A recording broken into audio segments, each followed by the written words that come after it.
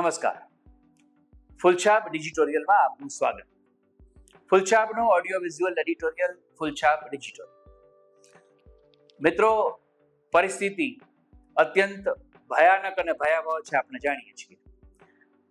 Israel અને અમેરિકાએ સાથે મળીને ઈરાન ઉપર કરેલા ભીષણ હુમલા, તેને કારણે ઊભી થયેલી અત્યંત વિષમ પરિસ્થિતિ, સેંકડો લોકોના મૃત્યુ, દફનવિધિ અને અનેક ઇમારતો ઉપર થયેલા બોમ્બમારાના દ્રશ્યો હજુ આપણી આંખ સામે પસાર થતા હોય એવું લાગે છે. અને અખાતી દેશોમાં અત્યંત વિકટ પરિસ્થિતિ ઊભી થઈ છે. એ વાતને તો હવે અઠવાડિયાથી વધારે સમય વીતી ગયો છે અને એ બાબત પણ જૂની થઈ ગઈ છે. અને જેનો ડર હતો, જેની દહેશત હતી, જેનો સંશય હતો, એ પરિસ્થિતિ આવીને ઊભી થઈ છે. અને પેટ્રોલિયમ પેદાશો અને એમાં પણ રાંધણ ગેસ, એની અછત ઊભી થઈ છે, થઈ રહી છે. અત્યારે આપણા રાજ્યની કોઈ સરકાર, આપણા દેશની સરકાર એની ઉપર સીધો જ અંગુલી નિર્દેશ કરવાનો સમય નથી. આ રાજકારણનો, રાજનીતિનો સમય નથી. હા, સરકારે ચોક્કસ વ્યવસ્થા કરવી જોઈએ, સરકારે વ્યવસ્થામાં લાગી જવું જોઈએ એવો અભિપ્રાય સૌનો છે અને સરકાર એ કરી પણ રહી છે. આજે જ થોડા સમય પહેલા જ વડાપ્રધાનને આ પેટ્રોલિયમ પેદાશો અને ખાસ તો એલપીજી ગેસ માટેની જે પરિસ્થિતિ થઈ છે અને સંભવી રહી છે, એના માટે બેઠક બોલાવી, તેમાં વિદેશ મંત્રી અને પેટ્રોલિયમ મંત્રી બંને પણ ઉપસ્થિત રહ્યા હતા અને તેમાં ગહન અને ગંભીર ચર્ચાઓ થઈ પણ છે. એટલે એવી પણ વાત નથી કે સરકાર કંઈ ન કરે તો ચાલે, પણ આ બાબત અત્યારે આક્ષેપો કરવા માટેનો આ સમય નથી અને પરિસ્થિતિ દિવસે દિવસે વણસે નહીં, તેના માટે શું કરવું જોઈએ એ ચિંતન કરવાનો આ સમય છે. પ્રથમ તો એ જ ઈચ્છીએ કે યુદ્ધની પરિસ્થિતિ છે એનો સત્વરે અંત આવે અને બધું પૂર્વવત થાય, પણ જે રીતે યુદ્ધ આગળ વધ્યું છે, વધી રહ્યું છે ને વધી ગયું છે, તે જોતા હવે તરત જ આ શસ્ત્રો મ્યાન થાય એવી સંભાવના આજે લાગતી નથી. અત્યાર સુધી એવું હતું કે દુબઈ અથવા તો અબુધાબી એની ઉપર હુમલા થઈ રહ્યા છે, ઈરાન ઉપર ભીષણ હુમલા થયા છે, ઈરાનના સર્વોચ્ચ વડા ખોમૈનીનું મૃત્યુ થયું અને એને કારણે થઈને આખી દુનિયામાં એના પ્રત્યાઘાતો પડ્યા. આ બધી જ બાબતો છે એ આપણા માટે ભલે ચિંતાજનક તો ચિંતાજનક પણ સમાચાર સ્વરૂપે જ આવી અને રહી ગઈ હતી. ફ્લાઇટ ઉપર અસર થઈ, કેટલા બધા પરિવહનો, હવાઈ ઉડ્ડયનો અટકી પડ્યા, ત્યાં સુધી પણ લોકોએ બહુ જ ચિંતા કરી નહોતી અને શેર બજાર ઉપર ગંભીર અસર થઈ. કેટલા બધા રોકાણકારોએ લાખો કરોડો રૂપિયા ગુમાવ્યા. પણ હવે વાત યુદ્ધના મેદાન એટલે કે યુદ્ધના આકાશમાંથી આપણા રસોડા સુધી પહોંચી છે અને રાંધણ ગેસની જે કંઈ સપ્લાય ચેઇન કહેવાય, એનો જે પુરવઠાની જે વ્યવસ્થા છે એની ઉપર અસર પડી છે. અને ભારતના ઘણા બધા મહાનગરોમાં રેસ્ટોરન્ટ અથવા તો જે કિચન સર્વિસ ચલાવે છે, જે રસોડાની જે સેવા વ્યવસાયિક રીતે આપે છે, એવા લોકોના જીવન ઉપર, એ લોકોના વ્યવસાય ઉપર આ અસર પડી છે. અને કેટલા બધા શહેરોમાં રેસ્ટોરન્ટ, હોટલ, એ બધામાં ઉપયોગ થનારો જે કંઈ પણ કોમર્શિયલ સિલિન્ડર છે એના પુરવઠામાં, એ સપ્લાયમાં અવરોધો આવવાના શરૂ થઈ ગયા છે અને તેને કારણે થઈને બેંગ્લોર, મુંબઈ અને ચેન્નઈ જેવા શહેરોમાં એની અસર શરૂ થઈ છે. ભોજનાલયો પોતાના રોજના કામ માટે કોમર્શિયલ કુકિંગ ગેસ ઉપર નિર્ભર છે અને આ એલપીજી ગેસ કનેક્શન અથવા તો આપણે જેને ગેસનો બાટલો કહીએ છીએ, ગેસના સિલિન્ડર્સ કહીએ છીએ, એ ગૃહ વપરાશમાં વધારેમાં વધારે પહોંચી શકે. આપણા જેવા લોકોના રસોડામાં જે સિલિન્ડર જાય છે એની ઉપર એની અસર ન પડે, એ ચેઇન ન ખોરવાય, એટલા માટે થઈને કોમર્શિયલ ઉપયોગ ઘટી જાય એની તમામ વ્યવસ્થા સરકાર કરી રહી છે. યુએસ અને ઇઝરાયલ, ઈરાન વચ્ચે જે કંઈ પણ લડાઈ ચાલી રહી છે તેની અસર હવે વ્યાપક એટલે કે સમગ્ર વિશ્વ ઉપર પડી રહી છે અને કેન્દ્ર સરકારે પેટ્રોલિયમ કંપનીઓને એલપીજી નું ઉત્પાદન વધારવા માટેનો સ્પષ્ટ નિર્દેશ આપ્યો છે. સાથે જ હોસ્પિટલો, શૈક્ષણિક સંકુલો, શૈક્ષણિક સંસ્થાનોને જરૂરી ગેસ પુરવઠો પૂરો મળે અને જે કંઈ પણ એવા ક્ષેત્રો છે કે જે ઘરેલું નથી, એટલે કે ડોમેસ્ટિક વપરાશ નથી, ગૃહ વપરાશ નથી, ત્યાં એની ઉપલબ્ધતા છે એ ભલે કદાચ ઓછી થાય, પણ જે ગૃહ વપરાશના જે કંઈ પણ માધ્યમો છે ત્યાં ગેસ પૂરતો પહોંચે એના માટેની વ્યવસ્થા અત્યારે વ્યવસ્થા ચાલી રહી છે.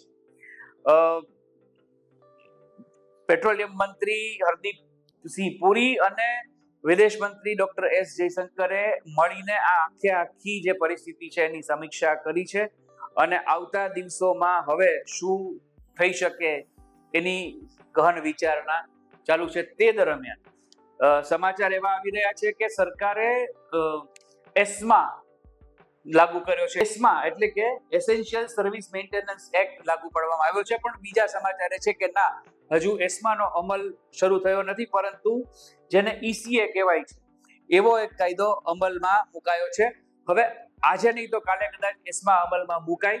કઈ પ્રકારનો કાયદો અમલમાં મુકાય છે તે સામાન્ય લોકો માટે મહત્વનું છે, એના કરતા આ પરિસ્થિતિ કેવી ઊભી થશે અને એનો ઉકેલ આપણે કઈ રીતે લાવી શકશું અથવા તો આપણે કઈ પરિસ્થિતિનો સામનો કરવો પડશે તેની ચિંતા આપણા માટે સૌથી વધુ અગત્યની છે.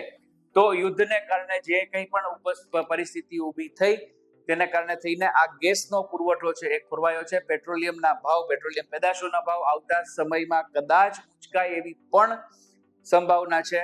આપણે ત્યાં ગૃહ વપરાશમાં જે ગેસ સિલિન્ડર આવે છે તેની સપ્લાય ચેન હજી સુધી ગુજરાતમાં ખોરવાઈ નથી. દેશના 4 થી 5 રાજ્યોથી આવા અહેવાલ છે, પણ આ બહુ જ ગંભીર મુદ્દો છે અને એટલા માટે સરકાર કાળા બજાર વિરોધી કોઈ કાયદો છે એનો અમલ કરે, સંગ્રહખોરી નહીં કરવાની, અથવા તો અમુક દિવસોથી ઓછા દિવસોમાં ગેસનું સિલિન્ડર પુનઃ ઘરે ન આવે, આવી તમામ જે બાબતો અગાઉ પણ જ્યારે જરૂર પડી ત્યારે કરવામાં આવી હતી, એનો અમલ કરવામાં આવ્યો હતો, એ ફરીથી જો થાય તો તેનું પાલન કરવું અતિ આવશ્યક છે.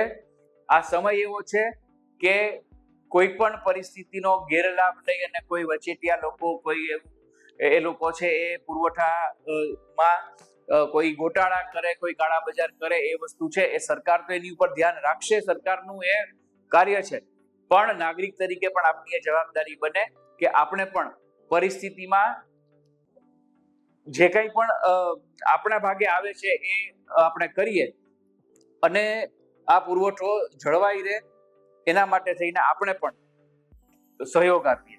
આપણે જો થોડા ભૂતકાળમાં જઈએ તો 2001માં ગ્રાન્ટીનેજ શાળાના શિક્ષકોએ જ્યારે એક પ્રશ્ન રજૂ કર્યો હતો અને હજારો શાળા બંધ થઈ હતી ત્યારે એસ્મા લાગુ પડ્યો હતો, એસેન્શિયલ સર્વિસ ની જે કંઈ પણ વાત હતી એના માટે થઈને 2009માં ઓઇલ પીએસયુ અધિકારીઓ એટલે ઈંધણ અને ગેસના સપ્લાય ઉપર અસર થતા એસ્મા નો અમલ બન્યો હતો. 2009માં રેસિડેન્ટ ડોક્ટરોએ આરોગ્ય સેવાઓ બંધ કરી, ત્યારે આ આરોગ્ય સેવા પણ અત્યંત અનિવાર્ય અને જરૂરી સેવા છે એ ચાલુ રહે એટલા માટે થઈને એસ્માનો અમલ સરકારે કર્યો હતો.